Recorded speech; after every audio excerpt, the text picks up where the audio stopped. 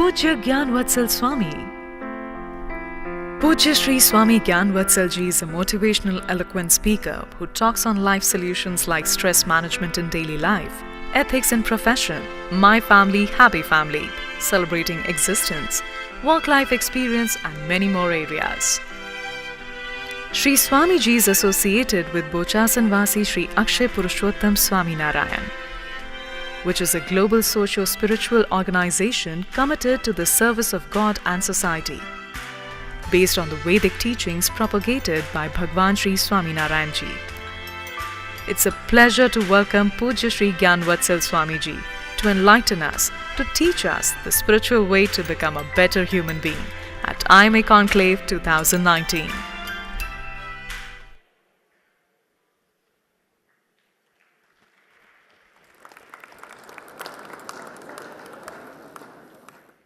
May I now request Swamiji for his esteemed address, please.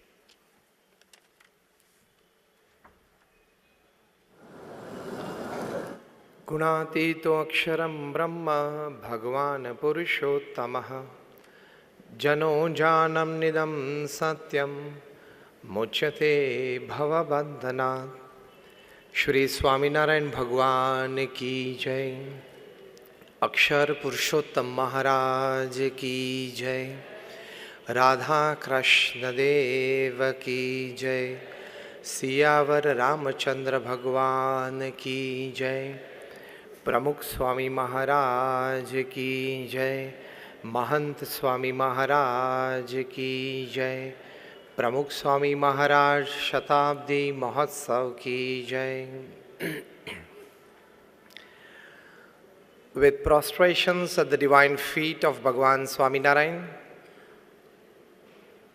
and my Guru Hari, Param Pujya Pramukh Swami Maharaj and Param Pujya Mahant Swami Maharaj, my heartiest namaskar, good evening, and Jai Swami Narayan, especially to the organizers of the International Management Conference, the IMA, and all the delegates present today in this conference. The theme of the conference today, Rethink, Redesign, Rebuild, India 4.0. And the topic shared with me for the talk today is Rethink Goals.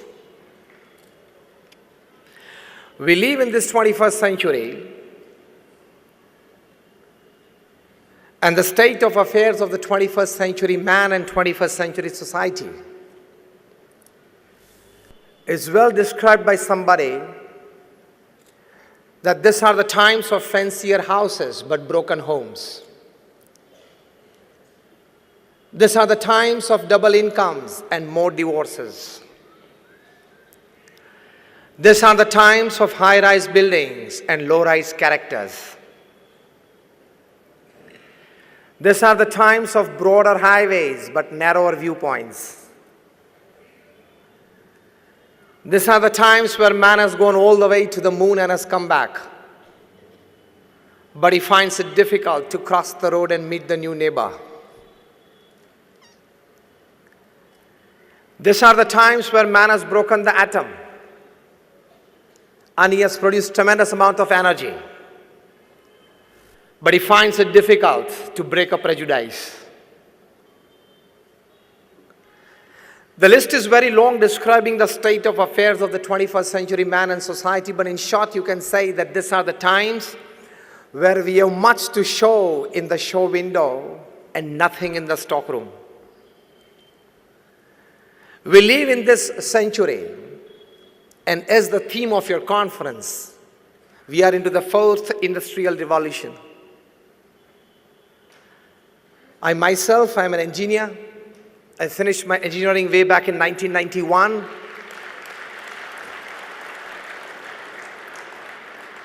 I could see from the faces of many that when you were just in your shorts and as toddlers, I finished my engineering. And thereafter I took my Diksha. I'm a saint since 26 years, so I know both the parts of the world and both the parts of life. I come from one of the largest organizations in the world, the BAPS Swami Sanstha. How many of you have been to Akshardham at Delhi or Akshardham at Gandhinagar? Almost all of you. I come from that organization. Such small and big, we have 1,300 campuses in 60 countries of the world. We have a permanent seat in the United Nations as an NGO. We do 162 different kinds of social, cultural, educational, medical, environmental activities across the globe. And when I want to talk something to you today about rethinking your goals, I've personally met and sat at least for half an hour with more than 25,000 families visiting their homes in more than 20 countries and 100 cities around the world. So let us talk something about goals as a smart professional and goals as a great human being. We all sitting here, I think all of us are very clear in our minds that we all want to be smart professionals and great human beings. This combination, isn't it? Give me a yes or no. You want to live a good business life, you want to live a good personal life, you want to live a good social life, you want to live a good family life. Yes or no? So we need to rethink our goals, redesign our goals, and rebuild our lives, not just for the betterment of our own kind, but for the betterment of the society at large.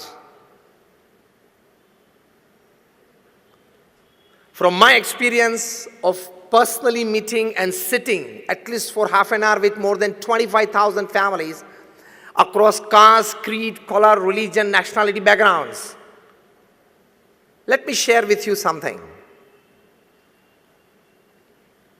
First important aspect that everybody needs to accept and really accept from within is that no man is perfect and that no man includes me and I also.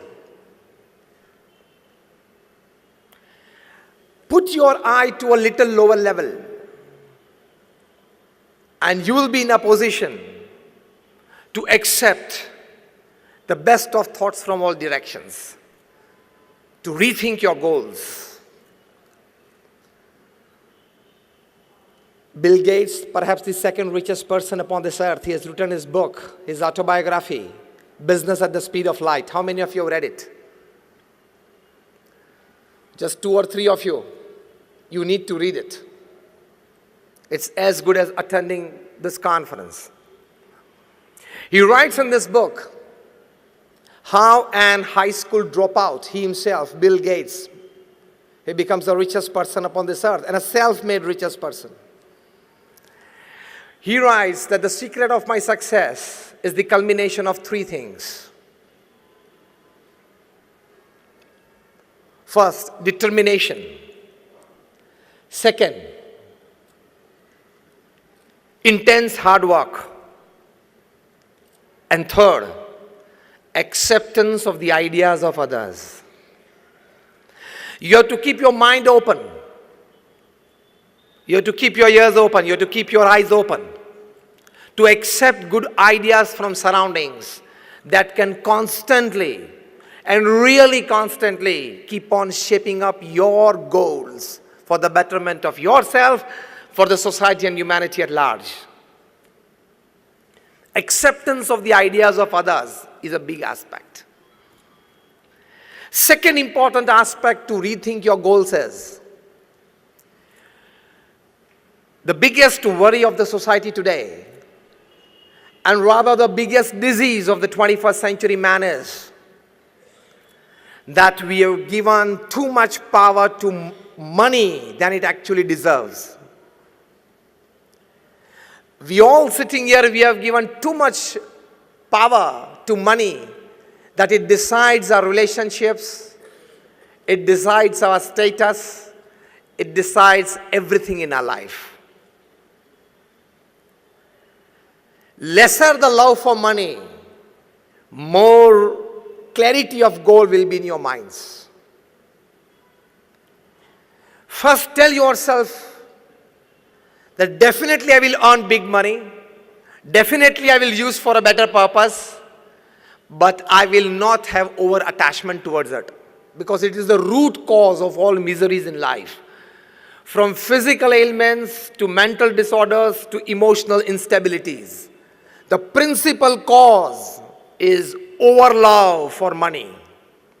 It is not helping you in any way, at least to redesign your goal of life. Just sit back at home today evening and make two lists. List number one, things that money can buy and make you happy. And list number two, things that money cannot buy and you still need it to be happy. Raise your hands if you can give me an answer. Things that money can buy to make you happy. I started a luxurious car. Now give me answers, a couple of you. A house. Just raise your hands if you want to. Things that money can buy to make you happy. Family? Traveling, okay? Nobody else from that corner. Comfort? क्या ज़्यादा सोचा नहीं रखा इसके बारे में? रात दिन उसके पीछे तो दौड़ते हो. Things that money cannot buy to make you happy. I started. Happiness. Just raise your hands. Peace, love, health. Sorry? Good time with loved ones. I tell you with confidence and my experience of 26 years of speaking at national, international seminars and meeting n number of national, international personalities and reading more than 500 autobiographies and biographies in my life. Let me tell you, if there are 100 things that money can buy and make you happy, there are 1,000 things that money cannot buy and you still need it to be happy.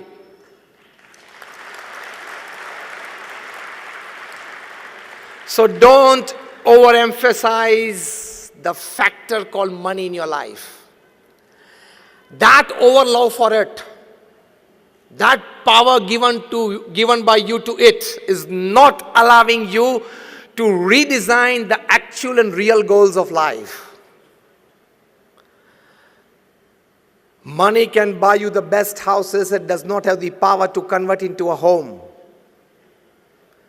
Money can buy you branded clothes and jewelry, it does not have the power to give you beauty and handsomeness. If money can buy you the best of health care, it does not have the power to give you good health. Otherwise, why would Aditya Birla, the chairman of the Aditya Birla Group, pass away because of cancer at the age of 51? Money can buy you a good health care, not health. Money can buy you good food every day. It does not have the power to give you digestion. Money can buy you good beds. Michael Jackson was sleeping on a bed of 94,000 USD. And still after taking 10 sleeping pills, he could not sleep for 2 hours. So money can buy you good beds. It cannot buy you sleep. So again, I put forward emphatically the statement that if money can buy you 100 things to make you happy, it does not have the power to buy you other 1,000 things which actually make you more happier. Decrease the power and influence of money on you and your life. Only then you will live a perfect human life. Again, I repeat, it is needed. Earn it well so that you can help the society well. But don't have overlove and infatuation for it. Otherwise, it will so much overpower your mind. It will consume so much of your time that you won't be able to think of any other aspects of life which are very beautiful. Remember, this is a 70 or 80-year game. Human life is 70 or 80 years game. Yes or no? Many of you sitting half gone. Many of you sitting 3/4 gone. And I give you one calculation that will open your eye with a jerk. 8 hours of the day you sleep. Yes or no? On an average, it will come to 8 hours. When you were a child, you were sleeping 10, 12 hours. When you will be old, you will be sleeping 10, 12 hours. So average will come down to 8 hours a day. 1/3 of the day you are sleeping, isn't it? Out of 24 hours, 8 hours. So 1/3 of the day you sleep. Straight equation, directly proportional. 1/3 of the life you will sleep. So of the 70 years that you live upon this earth, your 23 years are going to be in sleep. You don't know whether you exist or not. Startling, isn't it? So, need to give a proper thinking to life. Money, power, status, fame. I don't say that you don't go for it. I only say reduce the power of influence of it on your life and you personally. Because all this combined doesn't give you the richness of human life that actually you are here to discover. I'm not just talking spiritual. I can give you n number of examples and incidents from your professional field, from your corporate field, from times immemorial. Napoleon Bonaparte, who was the emperor of France and only one of the 7 people whose name, Napoleon Bonaparte, after his name, it's written the Great. Napoleon Bonaparte the Great. People in England used to shiver by his name. 90% of Europe was under him. And he writes in his autobiography that I can have the world at my feet. I can buy any luxuries under this sun and upon this earth. But I haven't seen 6 happy days in my life. Now what is that? You need to think. Elvis Presley, the king of rock and roll, the greatest entertainer upon this earth ever. When he was just 21, there were 78 Elvis endorsed products in the market. His cavalcade was 7 limousines, and each limousine was painted with crushed diamonds on it. So 7 limousines in the cavalcade and crushed diamonds stuck on it, shining cars. He was the first entertainer to travel by private jets, 2 737 Boeings. One is private and second is staff and system. When he used to do his famous swivel and throw his leather jacket in the audience, within minutes it would be into pieces. People would take an Elvis souvenir back home. During his lifetime, when he was just 32, he had self-earned $1,000 million. During his lifetime, 500 million records were sold of his. Now listen. One day when he was playing his famous composition, How Great Thou Art, and his secretary, she just stepped in and asked him, "Sir, how are you feeling at the peak of your career?" He dropped his hand from the piano, he dropped his head down and said, "Very alone." Every evening you are getting an audience of 1,000 plus. Every morning when you wake up and come in the gathering, you have 200 people to come to see you. And you say you are feeling very alone? And yes, it was true. On 16th August 1977, at the age of 33, Elvis Presley took 40 sleeping pills at night and never woke up. He committed suicide. At the age of 33. Why, with everything that all of us crave for, he had to commit suicide? Not such one example. Why did Dharam Hinduja, the scion of the Hinduja family, at the age of 22 commit suicide? Did he have 1 Mercedes less? Was he asked not to have 1 more travel plan? You have to rethink, to redesign your life, rebuild your life. Money, fame, status is not everything in life. Again I say, you definitely go for it because it's a human endeavor, it's a human dignity.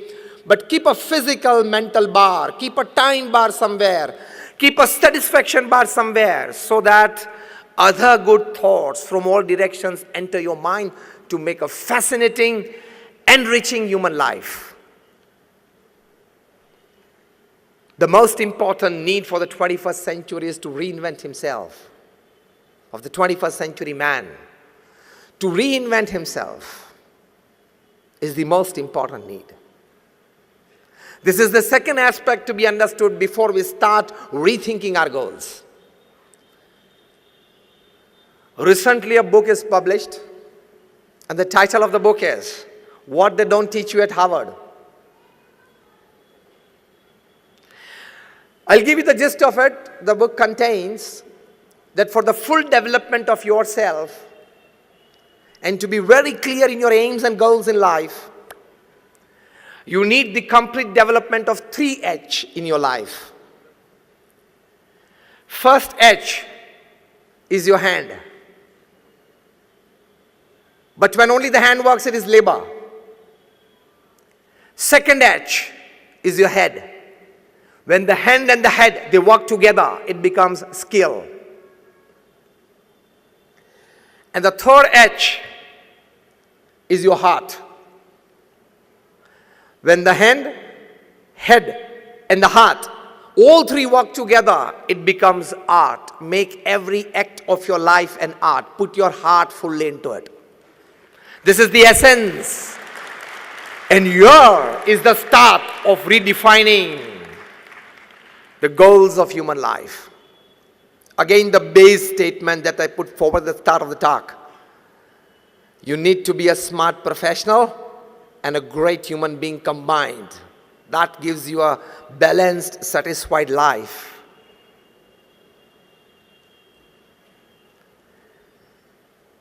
Ratan Tata, he was at a convocation day of a B school just about a couple of years back. And he told the fresh management graduates after all his experience in the corporate world of more than 60 years. He said that don't count your successes and don't count your luxuries by the amount of money that you have in your bank account, by the number of properties that you have accumulated, by the number of relationships that you have in your life, by your social networking skills. This is all not your wealth. He said, count your successes and luxuries of life by the number of lives that you have enriched of people with you during the course of your journey of life. How many of lives you have enriched by yourself.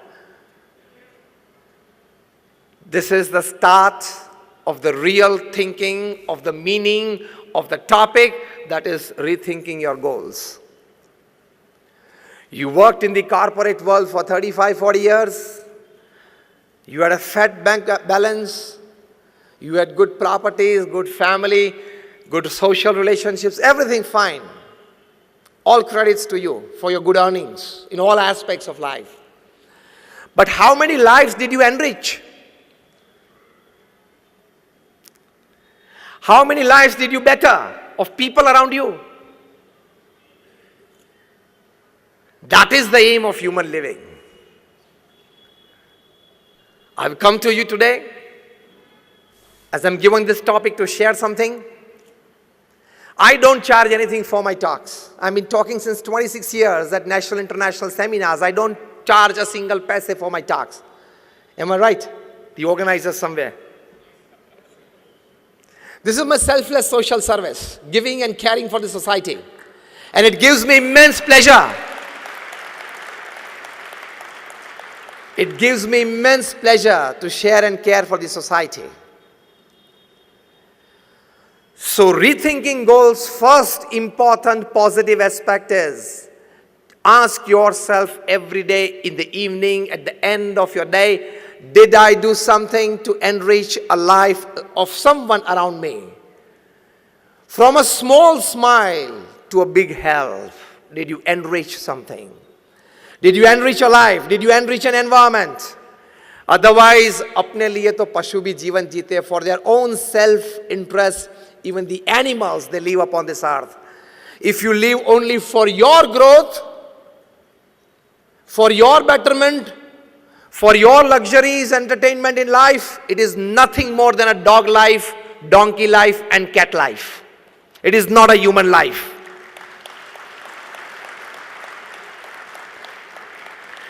If we all here are destined, and we are fortunate, we are specially blessed, all of us sitting, that we have things, many things, much more extra than an ordinary human being. Isn't it? In all ways of life. Then when you have that, you must spare some part of it, of your resources and time for the betterment of people, enriching people and environment around you. In terms of values, in terms of services, in terms of health, in terms of growth.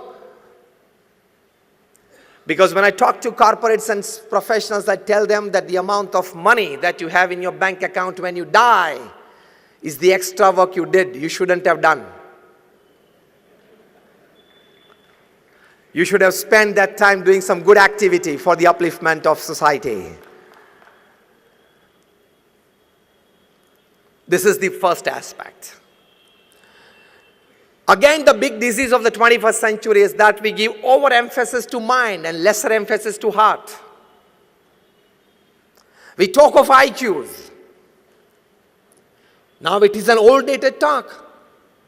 In the 90s it was talked about the IQs.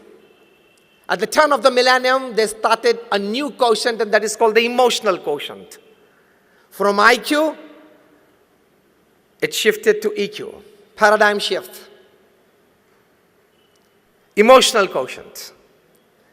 Your IQ is, you think rationally, you talk purposefully,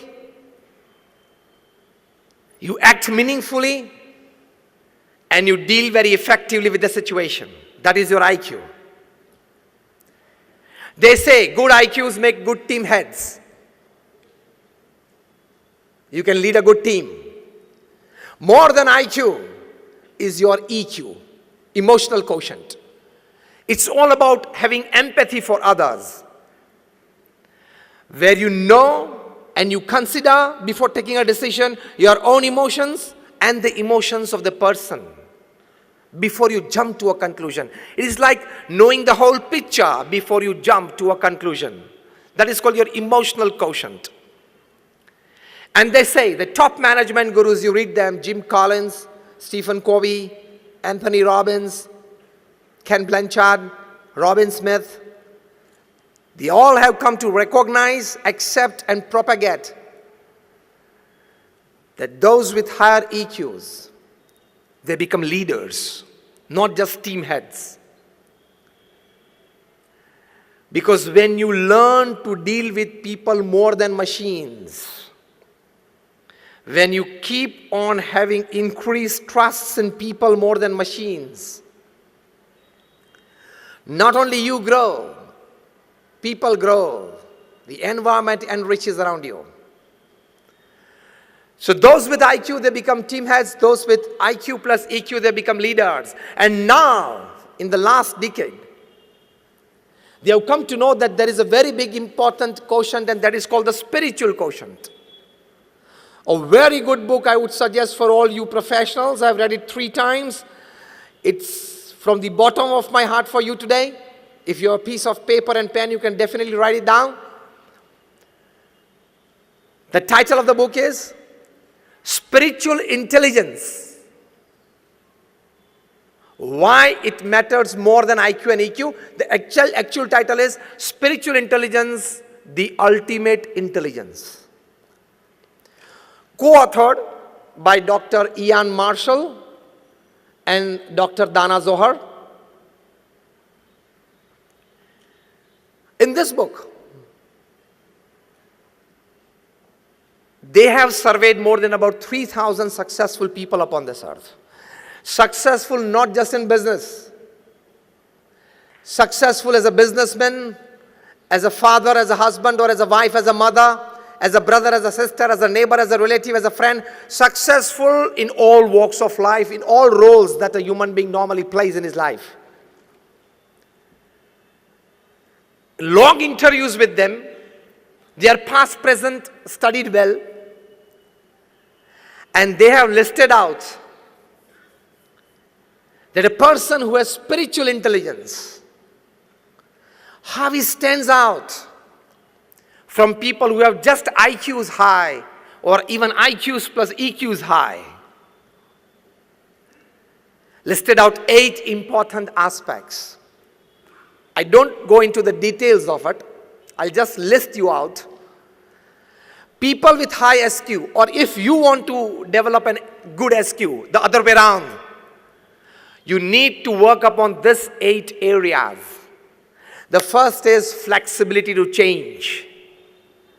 The new Harvard definition of intelligence is,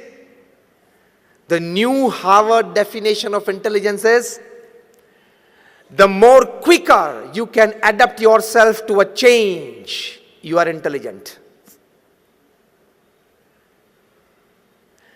Many of us, we have mathematical intelligence, we are good at numbers, engineering, softwares. Many of them, we have concrete intelligence, we can deal with machines well. Many of us have social intelligence, we can interact with people well. But the best intelligence is flexibility to change. He survives. Second, spiritual intelligence aspect is self-awareness. What am I? Where am I? What I'm supposed to do? What I'm talking? What I'm looking at? What I need to talk? Who are the people around me? Absolute self-aware person. He never makes a private or a public mistake. That is spiritual intelligence. Third, an ability to face and use suffering of life. Any suffering in your life, personal life, professional life, social or family life, that is part and parcel of life, isn't it? Because life is a package deal. As you give packages to your employees, life is a package deal from God. As your employees, they like 70% of your package deal and 30% is a compulsion. Even for you people. Your higher-ups giving you a good deal, 70% you like it and 30% is a compulsion. You don't like it, still you are supposed and forced to do it if you want to enjoy that 70%. In the same way, life is a package deal. It has its pluses and minuses. So, if you have or you develop a capacity to face your suffering with a smiling face and then use your suffering for your elevation. Now, this is something very important that I'm telling you. You should develop a neck. Some people have that neck to use their suffering for their own elevation. The top guy in the country, the top gentleman in the country has this neck. Anything thrown at him, he can use it and convert it into a giant vote bank. That is a neck. Anything thrown at him, he can convert it into in your corporate language, a big business, in his language, a big vote bank. That is a neck. An ability to face and use suffering. Fourth, an ability to be inspired by vision. You see something. Actually, we always see. We don't observe much. Here the word see is observe. You see something and you are inspired by it. The fifth aspect of spiritual intelligence is to see connection between diverse things. Diagonally opposite happenings, and you see a connection between them. That is very crucial to you solving problems at your workplace. The sixth aspect of spiritual intelligence is an ability to cause as little harm as possible to people and surroundings. How can I be more helpful? The seventh aspect is to ask and probe fundamental questions. Why, when, what, why, how, before you give in. And the last and the eighth aspect of spiritual intelligence is an ability to think and work against a convention. So these are the 8 aspects of spiritual intelligence, and rethinking your goals is to give more thinking and emphasis to these 8 aspects of life. You develop your SQ beyond your IQ and EQ for a great human life. So when you are deciding the goals of your life, take your IQ into consideration, take your EQ into consideration, take your SQ into consideration. Intelligent quotient, emotional quotient, and spiritual quotient. Now this is taught by the top class management gurus, top class social relationship gurus, and top class health gurus upon this earth. For this teaching, they charge you $500 a day. You are getting FOC now.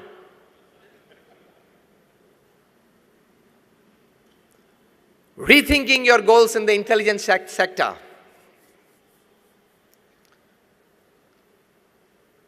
Let me pin you a bit. You all will get a chance. You already got a chance many times, and you will get in future for a shortcut to rise. For an unethical path to rise. If you go for it, you will have easy and quick buck at the end of the day. But one day, you can be a big loser. Never ever adopt unethical practices to grow. This is the most urgent need for a working man today in the world. You remain wedded to ethical principles at your workplace, in your personal life. The growth may initially, you may find it slow, but it would be concrete with deep foundation. Nobody with unethical practices, if at all he has grown, he has stayed there, okay? Because I emphatically put forward a statement when talking to the corporate world. I tell them that your intelligence, your academics, your talents, your experience, your backgrounds, your platforms, your support systems can open any gate for you, but only your character can keep that gate open. You lose out on that, and you are anybody. Whoever you are, whatever you are, wherever you are, you can become zero from hero within seconds. Even if the name of your company is Satyam and you go for Asatya practices. A guy of 8,000 crores, 7 years rigorous imprisonment. Even if you are the king of the skies and you go for unethical practices, you have to leave India without an Indian passport. The guy is being brought back, already ordered by the UK court. When he comes and opens his mouth, he will put many people in trouble. Things will come, times will come. Even if you are the Sahara of thousands of families, you can still lie Be-Sahara in Tihar for 4 years.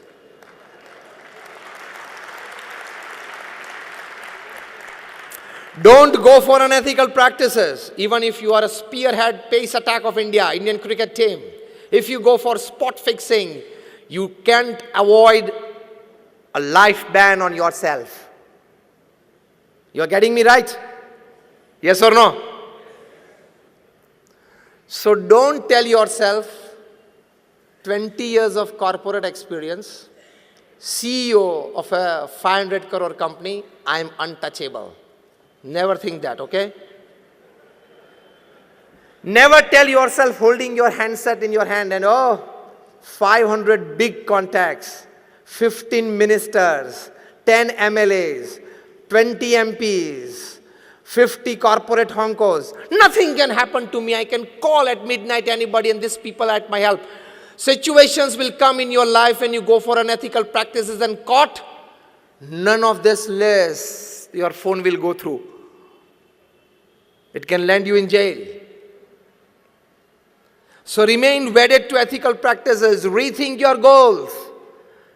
Don't tell yourself, koi bhi paristhiti mein, anyhow, anyway, I want to be 100 crore company. Not anyhow, anyway, okay? That words keep for yourself, for generating energy from you. Anyhow, anyway, I will do it. That is for your self-inspiration and motivation, not for your behaviors. Got it? Otherwise, you can be in trouble. So even if the best IQ, whatever intelligence you possess, in short, even if you are the chairman of the Madhya Pradesh Electricity Board, because we are sitting here in Indore, even if you are the chairman or even if you are the power minister, I can tell you one line. On a fine Sunday morning when you are sitting with a cup of tea and reading your Sunday newspaper, you can't look at the electric plug, raise your shoulder, raise your, collars, raise it and tell it, okay, I am the electricity board chairman, your distribution is in my hands and this is my finger I'm putting in the plug, okay, take care of it.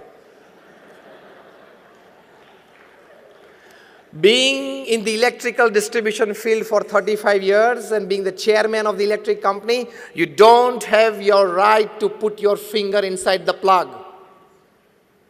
What happens even if you are the chairman? चिपका देगी, मर जाओगे.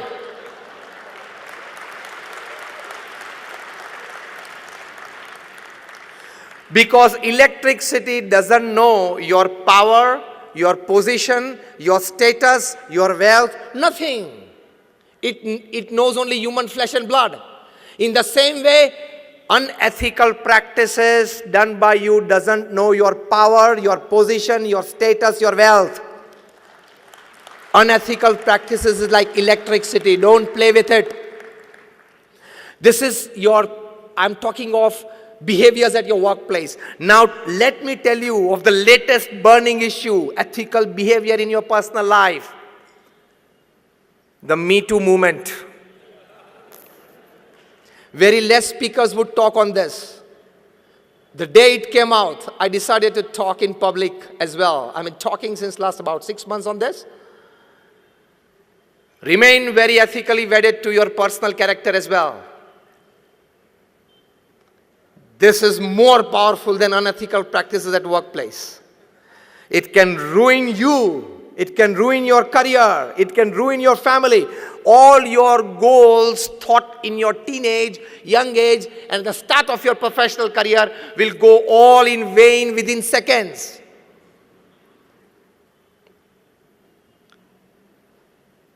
Because the earth is round, it doesn't have any corner, so it doesn't have any place to keep your wrongs. We all study science, isn't it? In our high school, I think in physics, we had a force called the Buoyant force. When a hard, solid object you try to put inside a bucket filled with water, the water gushes it up, and it is called the Buoyant force, but it pushes it up, isn't it? All your wrongs possess a tremendous Buoyant force. It has the power to come up in the open and shout, yes, this guy did this. Even a central government minister had to put in his papers because of the Me Too movement. From there to a giant e-platform CEO in Bangalore. They have to put in their papers because of this. And thereafter I say that today it is the Me Too movement. This generation of ours will see a C2 movement. You know what is this C2 movement? Now we are standing into India 4.0. Am I right? The theme of the conference? The new industrial revolution. You are talking of nanotechnology. You are talking of artificial intelligence. These people will design softwares. Because in future all the cities will come under CCTV every square inch. Today London is the only city in the world that every square inch of its public space is under CCTV. It will happen to all the cities in future, in the near future. If somebody complains that this guy or this person looked at me in my, like it was like not comfortable to me, and it is caught on CCTV, then it's difficult to prove that, okay, I just looked at it. It was nothing malignous in it. But then this AI people, nanotechnology people, IT people will develop 20-25 types of softwares that if they are put on your vision in the iPhone, it will prove that there was something wrong in it. This is the next step of AI that your conference is on. I was sent the email by the organizers where I read it. I just read the mail. Rethink, redesign, and rebuild. And there we are in today, revolution, industrial revolution, technological revolution 4.0. This nanotechnology, artificial intelligence, 3D printing, everything is revolutionizing the world. This will reach to that level where your blood will be made in the laboratories. This generation will see that our blood will be made in the laboratories.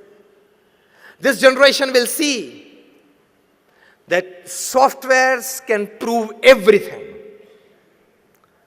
This generation of ours will see, I'm giving you bigger visions.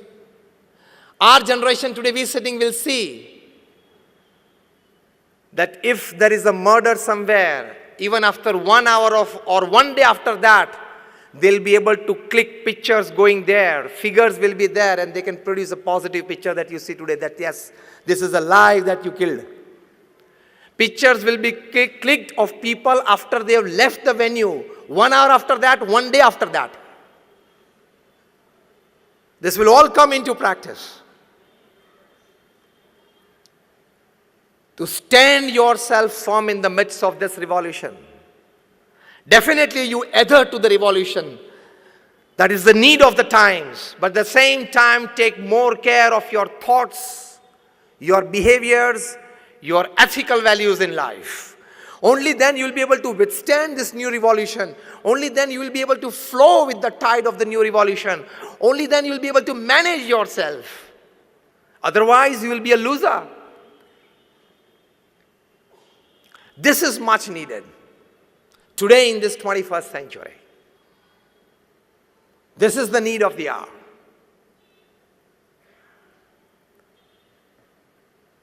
So this is India 4.0. Added value to it is what I'm talking to you.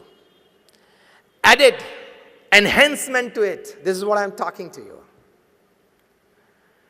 If you decide to grow, basically there is a misconception among us. You increase the turnover of your company, and people also tell you, you also start feeling that I have started becoming successful. Isn't it? Yes or no? No. There is a big difference between growth, progress, and success. If you increase the turnover of your company from 50 crores to 100, from 100 to 500 crores, it is called growth. It is not success. Let me redefine you the definition of success. Increasing your materialistic possessions in all ways is your growth. That growth, if it is aided by ethics, ethic means discipline, means honesty, means norms, it is called progress. So growth plus ethics is progress. And that progress plus humanity, morality, and spirituality is called success. So again I tell you, your turnover increase from 100 to 500 crores, you are not successful. You have just grown.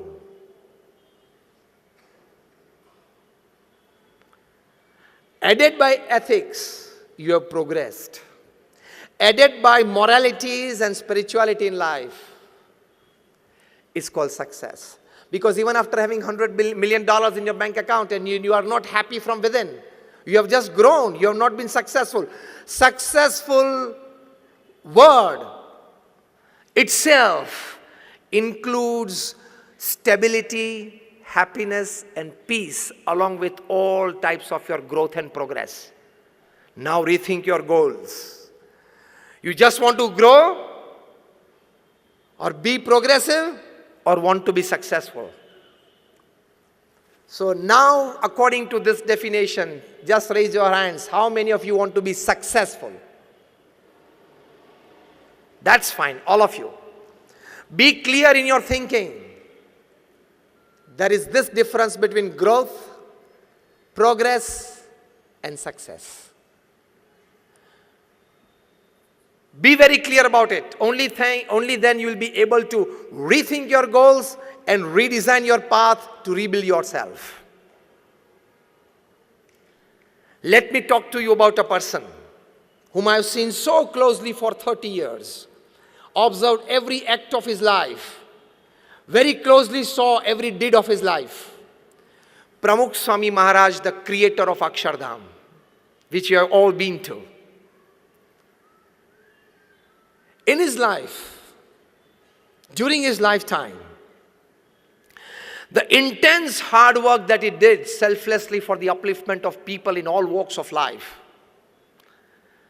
He traveled to 18,000 villages in 60 countries of the world, selflessly to uplift people, to de-addict them, to culture them, to tell them that you must send your kids to school, into deep Adivasi, SC, ST areas of the country and elsewhere. People used to write him for their personal family issues. Such more than 7.5 lakh letters he read and answered in his lifetime at an unbelievable average of reading and answering more than 70 letters a day without a Sunday for 45 years.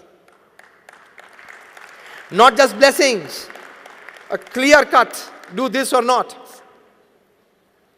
If you go back Monday morning to your office, anywhere where you come from all over the country, and you open your mailbox and you find like about 15 mails, 20 mails to answer before lunchtime, what would you feel? My goodness, first half gone.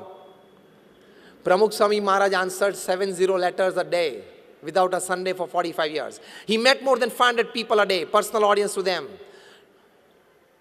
listening to their issues and guiding them well. He has been to Akshardham, such 1,300 campuses he single-handedly built and administered in 60 countries of the world. You all sitting here, you are handling one house, one family, one office, that is a manufacturing unit, one manufacturing unit, maybe a trustee or a patron somewhere in a couple of institutes, and by the end of the day, by the evening, you go mad. Isn't it? He single-handedly erected and administered well more than 100 hospitals, schools, hostels and colleges. You go on number 8 National Highway from Abu to Mumbai, every 50 kilometers you will find our institute. He personally visited more than 3.5 lakh homes, offices, shops and factories. Imagine.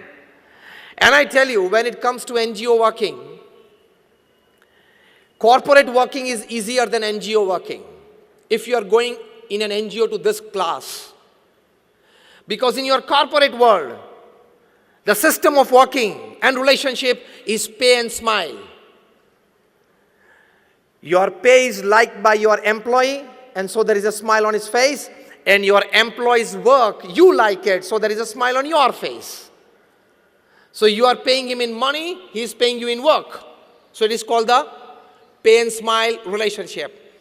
What we in NGO, when we are full-time in an NGO, the relationship and the working model is serve and smile relationship.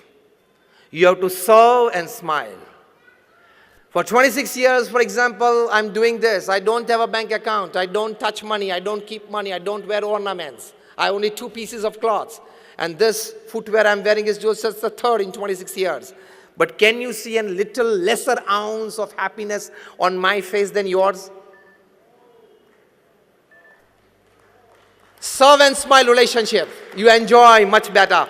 But when you are guiding a huge institute of the class of the BAPS organization that I come from, where you have to take care of people's emotions, of their wishes, of their likings. In your corporate world, you have to take care of this, but on a very little lesser way. If you don't like, you can hire and fire. Here it is not that. So guiding a huge NGO is more difficult than guiding a huge corporate. There Pramukh Swami Maharaj was extremely successful.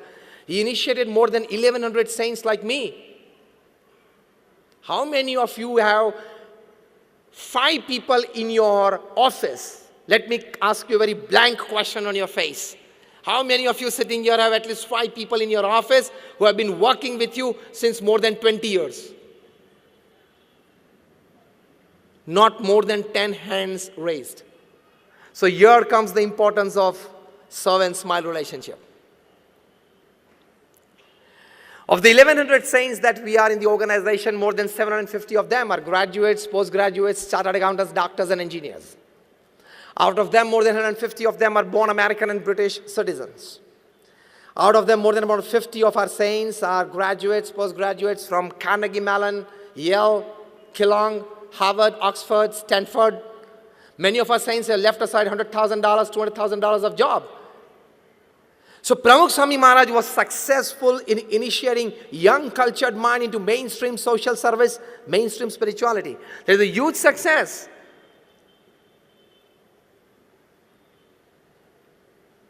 He worked with all his intelligence. He worked all with his emotions. He worked all with his spirituality in life. How? I tell you. Once he was asked, which thought remains with you 24/7? In your mind constantly. And he said, the thought that has never entered my mind. Shall I tell it first? And that was more interesting. Pramukh Swami Maharaj said, the thought of hurting anybody, physically, mentally or emotionally, has never entered my mind. This is your richness from within. नहीं, ये office में नया आया है, शायद वो boss से बहुत नजदीक जा रहा है, इसको गिराना तो पड़ेगा. शायद आप गिरा दोगे, लेकिन आप भी एक दिन गिर जाओगे. The system is round and it comes back. छोटे थे तब फ्रिस्बी खेलते थे ना. You throw the frisbee in the air and it comes back in the same route. The law of karma applies. Live with this passion. Let me grow, let everybody grow. This is rethinking your goals. Let me enrich myself. Let my surrounding and people enrich themselves. Let me be wealthy, let him be wealthy. Let me work, let him work. Let me grow, let him grow. Let me be prosperous, let he be prosperous. Let me be happy, let he be happy. If you are driving a Hyundai of 25 lakhs and he is driving a Merc of 2 crores, don't envy. It is his destiny. It is his hard work. It is his luck. You are driving your luck, your destiny, your hard work. Simple. Remain satisfied. This should be your goal in life. Otherwise, your 25 lakh Hyundai car's joy will vanish within 1 week if you see a Merc parked beside you. And especially of your brother-in-laws.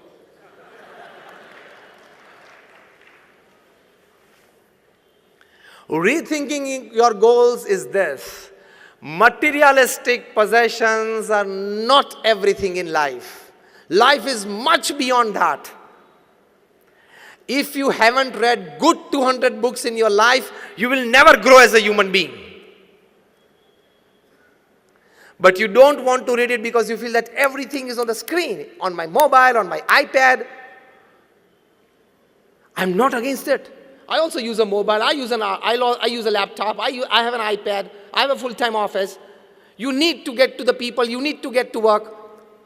But don't become a slave of it. Today in this India 4.0, when you have your theme, rethink, redesign, rebuild, let me tell you, be tech savvy, but don't be tech slavey. You got this? Be tech savvy. I'm also tech savvy. To make your work better. But don't be tech slavey. Don't open your mobiles and keep it on till 11 p.m. and 12 midnight, which you normally do. Tell me a good yes or no. You do it. Why? Because I think you owe all the responsibilities of your profession, isn't it? Do you think that you know too much about 2G, 3G, 4G, the call scam and everything? That someday at 11:30 p.m. you may get a call from the PMO to make you a member of the Joint Parliamentary Committee and you don't accept that phone because you have gone to sleep and then it's a big non-service to the country. Are you expecting a call from Narendra Modi at 11:30 p.m. so you are keeping your phone on? these gadgets are made to serve you. The reverse has happened. We have become the slaves of these gadgets.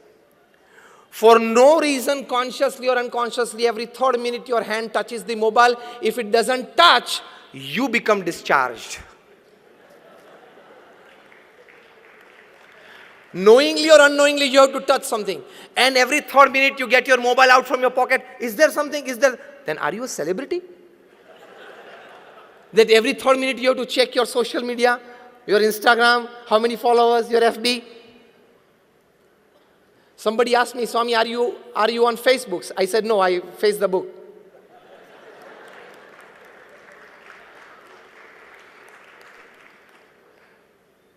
You need to give a good thinking to life. Otherwise, your life will end. 80 years will go. And at the end of your life, you will feel, my God, gone? Read a good book. I again give you a good book to read. The title of the book is The 5 Regrets of the Dying. Written by an Australian nurse. Her name Bronnie Ware. This book remained the bestseller in the New York Times list for 64 weeks. In itself, it's a world record. She was a nurse taking care of critically ill patients. And secretly, because the patients knew that they were going to die in another 5 weeks, the family members knew, the paramedical staff taking care of the patient knew. So it was obvious. But this nurse, when she and the patient were alone in the room, she would ask the patient to fill up this form. That, sir, or the lady, that when you are leaving this world, when you know that in the next 5 weeks you will leave this world, what do you cherish and what do you regret? From an ordinary carpenter to a CEO, to a family business owner, whole range of people have responded. She started a blog that became famous. She was advised to write a book. She wrote a book which became famous. The book made her a millionaire. The title of the book is 5 Regrets of the Dying, in which she writes that all this more than 1,000 range of people who responded to me, they had this 5 regrets in common at the end of their life. Again, I repeat, from an ordinary carpenter to a CEO to a family business owner. The first regret they had, why upon earth did I work so much like a donkey? The first regret. And you all say, no, I want to put 10 hours of work, 12 hours of work, 14 hours of, until I become a 100 crore company, I will put 15 hours a day. Foolishness. You have not understood life. You don't know what is the goal of life. Mukesh Ambani is not drinking curry in the evening made up of liquid gold, okay? You got it? He is also drinking curry made up of buttermilk that you and me eat, and what you will eat in the evening, dinner.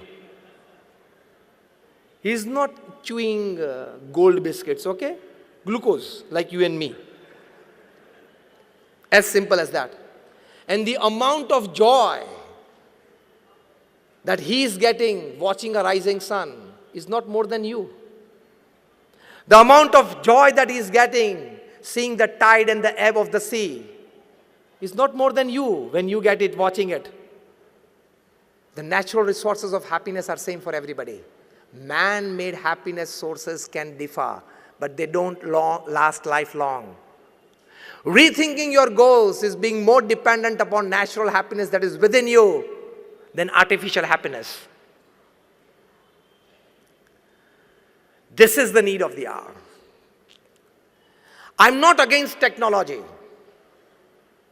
I'm just into the last minutes of my talk for the organizer. I'm not against technology. Everything must grow, from nanotechnology to AI. But we need to put a line of demarcation somewhere. More of technology, at the same time, it has one cruel thing that it carries with it, more of crime. When Werner von Braun, he invented the rockets that could send satellites into space. At the end of his life, he writes in his autobiography, I'm putting him in not just word to word, but letter to letter. He writes that for only with God reinstated in the hearts and minds of people that he would advise us, he would inspire us to work more on the technological sides and much more on the ethical sides to save us from the dangers of technological revolution. I'm not against artificial intelligence, but we will have to put a bar somewhere. Otherwise, it will snatch away many level 3, level 4 jobs. And this level 3, level 4 job people, they don't have alternates to earn. They have only one skill or one type of thinking, or they know only one work sphere. And when that job is taken away by artificial intelligence, he will have no option but to commit a crime, to fill his stomach and the stomach of his family members. Again, I repeat, I'm not against it, but we'll have to put a bar somewhere. Technology should be helpful in your growth, progress, and success. It should absolutely mind in taking away the jobs of small people. More jobs gone of small people and you will invite more problems in society. More kidnappings, more murders, more shootouts, more terrorism. So you will have to put a bar of demarcation, a bar of discrimination, a line of control. To what extent we can go in this sphere? If machines will start doing everything, what will you and me do from the morning? And from early childhood, we have heard and learned a proverb: an idle mind is a devil's workshop. So your and my mind will be devil's workshop after full development of AI. Then what will we do? Commit crimes. No other business. So this is also a small but a very important aspect that we must consider, which is very much necessary, rather absolutely. Coming towards the end of my talk, when you decide the goal of your life, many of us have decided, but rethinking to it, being a smart professional and a great human being, that is the combination. Keep faith in God. Keep faith in His doership. To work, when you go to work, tell yourself that nobody is going to help me. I have to work my way. And at the end of the work, don't think much about success or failures. Give it to God. Let Him give me the result. My job was to put my all resources that I have into my project. Rest, He decides, I accept it. That will give you a wonderful, peaceful life. Because if there are 10 factors affecting the success of your project which are in your hands, there are 100 factors that affect the failure of your project which are not in your hands. Here is where Lord Krishna tells Arjuna in Srimad Bhagavad Gita, Karmanyevadhikaraste ma phaleshu kadachana. Krishna tells, today top corporate honkos are trying to accept this. What did Krishna tell? He tells Arjun, now remember or listen very carefully. Arjun, your job is to perform your duty well. Put all your resources to bring success to you. But final result, I will decide. Whether to give you, not to give you, how much to give you. This is very clear. I can prove this to you practically today, right in front of you. Logically, I can get a yes from you when I ask you.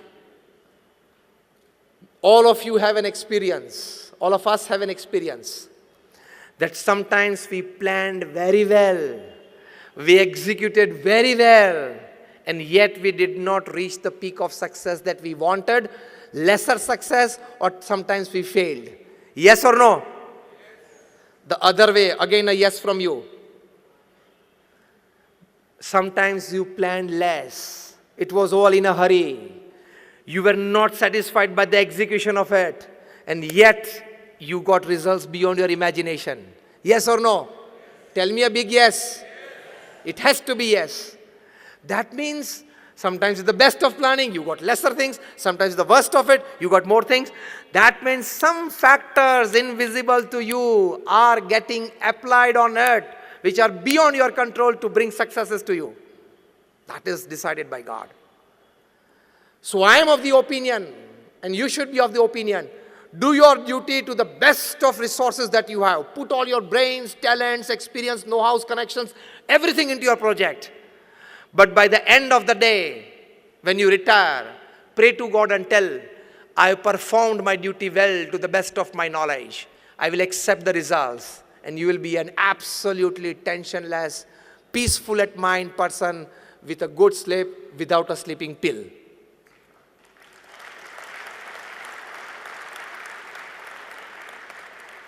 This is how Pramukh Swami Maharaj worked. When Nathubai Patel, the general manager of the Alicor Engineering Company, he asked Pramukh Swami, I have seen in you in all the activities of the day. Because to lead such a huge organization, he was the president for 65 years. I've never seen a wrinkle of tension, of depression, of tiredness, of agony ever on your face. How? Pramukh Swami said, in the morning we pray to God and accept all the work of the day that I have to do. Make a list of it. I do it till the end of the day to the best of my knowledge and resources. In the evening, I give it back to God that I did in the best of my capacities. Now whatever results you decide, I will accept it. Tension comes and your goals break and you're not able to give a good thinking to life because this goal I've set up with all my thinking, all my meetings, all my planning, all my executions, why did it not happen? This is the problem with you all. But accept it. Just ask yourself, did I put all my resources into it? Yes. Then don't worry. Things that you can change, change it and be happy. Things that you cannot change, accept it but be happy. This is the thinking of goal of your life.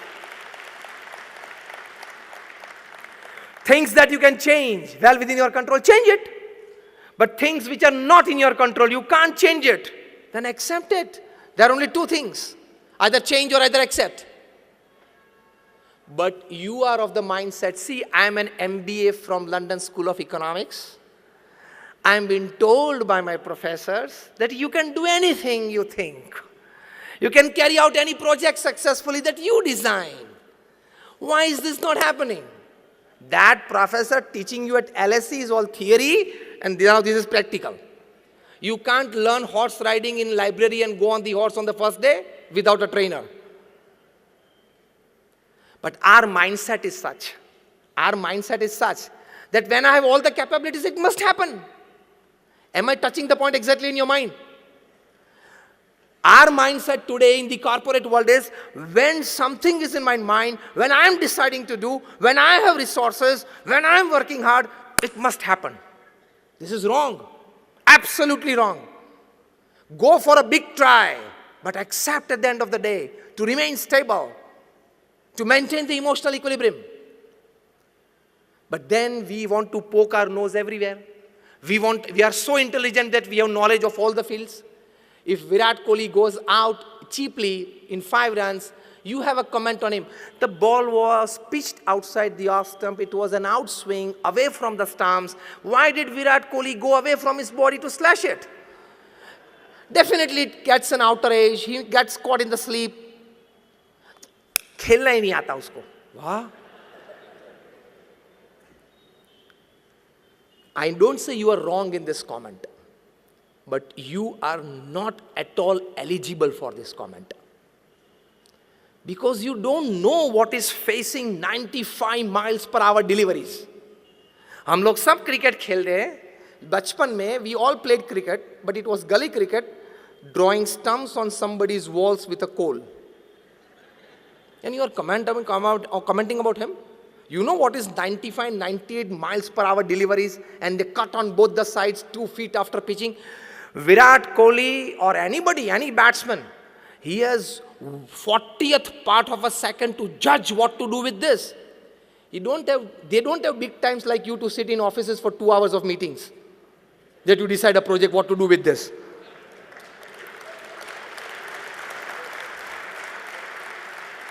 आप ये mindset में हो, हाँ 2 घंटा चर्चा कर ली, अब तो सब कुछ तैयार हो गया, अब तो होना ही चाहिए. He doesn't have that. He doesn't have everything on paper. Every delivery is a new one. He has 40th part of a second to judge what to do with this delivery. And a small mistake and he's gone. And the whole country is up. And we sitting here, we don't have an experience, slightest experience, not even an ounce of experience of what is emotional pressure to perform when 50,000 people are staring at you. None of us have this experience. And millions watching you live on TV. Virat Kohli has to forget millions of his fans, millions of live watchers, millions of TV watchers, his companies that and products that is endorsing, nothing, the line and length of the delivery. When I talk to students, I tell them the amount of energy that Virat Kohli uses in one day, if he plays the whole day in his concentration, is the amount of energy that a 12th standard student uses in last 3 months of his preparation of exam. Tremendous energy and concentration. And you start commenting about him. Rethinking of your goals. Remain restricted to yourself. Go deep in your field. Have superficial information about things so that you may be in the society. Go deep in your field and enjoy your life. You are all here, and me too, are least concerned why Trump won over Hillary in Philadelphia, in Florida, in California. We must only know that he won against Hillary and he is now the president of US. Philadelphia में ये issue था, Florida में ये था. Why are you concerned sitting here in Indore? You open up page 3 in the morning. You are a fool. Why are you opening it? Why do you want to go deep into people's lives? I tell you, you people sitting here know more about Hollywood, Bollywood stars than your children. If I ask you 5 names of your children's friends, 90% of you will not know. And if I ask you, give me 5 names of Bollywood, Hollywood and Indian cricket team, you will give me 10. You don't know the goals of your life. You and your family are top priority. And I'll give you in one sentence all the stories of page 3, right from the day it started to the day it will go. Shall I tell you? So you don't have to open page 3 every day in the morning. Every morning 2 people come together, and every evening 2 people who had come together yesterday, they parted. This is page 3 story. Every morning 2 people come together, an actor and an actress. And every evening, those 2 who came together yesterday, they parted. These are stories of page 3. Why are you putting yourself into that gossip? And then you pick up the phone and tell your friend, pata chala tere ko usko ye ho gaya. You are a fool.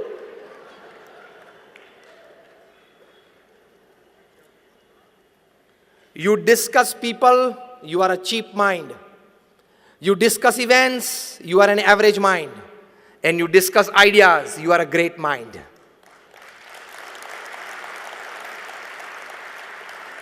Now check your category. Now check your category, which type of mind you are by the type of the discussions and the activity that you do.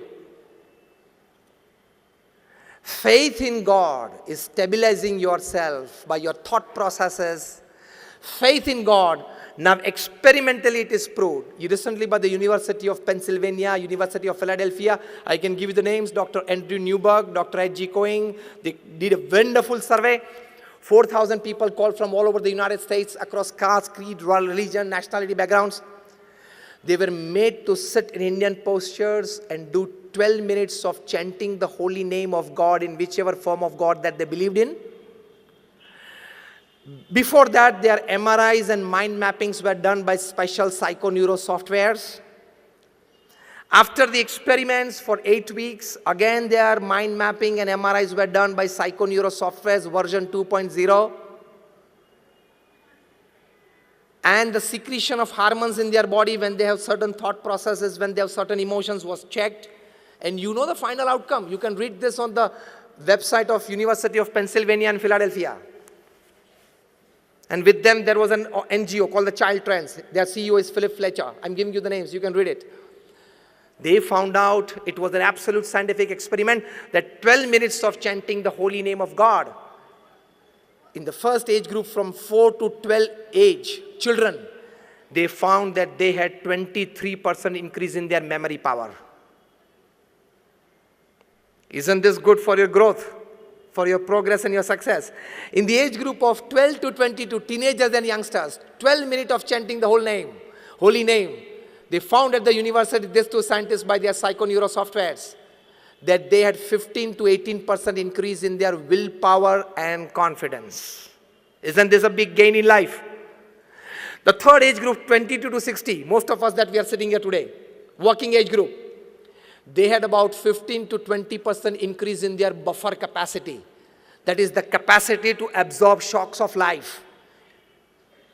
क्योंकि जितने भी shocks आते हैं ना ये age group में आते हैं 22 to 60, personal life, family life, professional career, everything, professional career सभी में इसी में आते हैं. And the last age group was 60 to 80, that is retired and old age people, chanting the holy name of God that they believed in for 12 minutes a day. This psychoneuro softwares at the University of Philadelphia, it proved that this age group had an amazing 20% plus increase in their strength of immune system, जिसको हम रोग प्रतिकारक शक्ति बोलते हैं. So they proved in their report that chanting the holy name of God can give you a better memory power, increase your willpower and confidence, better your buffer capacities, increase the strength of your immune system. Isn't this a very big advantage? You people are businessmen. Anything FOC, you like it. This is FOC. Chanting the holy name for 12 minutes, you don't have to give anything. Even when you are bathing, even when you are doing your morning course, you can have it seriously. But sitting at one place and doing is more advantage. But such big advantages. At University of Columbia, they surveyed 1 lakh families over 8 years in 110 countries of the world, in 5 continents, across caste, creed, religion, nationality. And they came to a conclusion that a small religious activity every day, like chanting the name of prayers and everything, it gives you better health. It increases the academics of your children. And more importantly, they finally said that it has the capacity to increase your tolerance level and increase your acceptance level for a better family life. There are advantages. So, rethinking your goals, principally in one line of all that I talked today, is don't just go for your materialistic pursuits, your wealth, your status, your fame. At the same time, try to be a great human being where you have all the good values and virtues. You distinguish yourself from an ordinary animal life. You remain satisfied with your life. And at the age of 80 or 90, you can put your hand on your chest and tell yourself, yes, I lived my life. If you can do this, it is well lived. So finally, understand the difference between fun, joy, happiness, and bliss. We all take fun as ultimate happiness. I just exemplify by one line, then I will end my talk. You want to drive a car at 100 miles per hour, and you got to drive, and what you experience is fun. You wanted that car in your possession, to own that car, and you got it. That is called joy. You can keep that car lifelong, is your happiness. And if you lose that car by an accident or to a theft, or you have to compulsorily sell it to meet other finances, you don't feel the sense of it going away from your life because you tell yourself, when I was born, I was not born with this car, and when I will die, I will not carry this car along with me. So it was somewhere in the middle that I got it, somewhere in the middle, I lost it, and you can remain stable. That is your bliss. Reaching that level of bliss is the human goal. So don't enroll yourself with just fun and joy activities.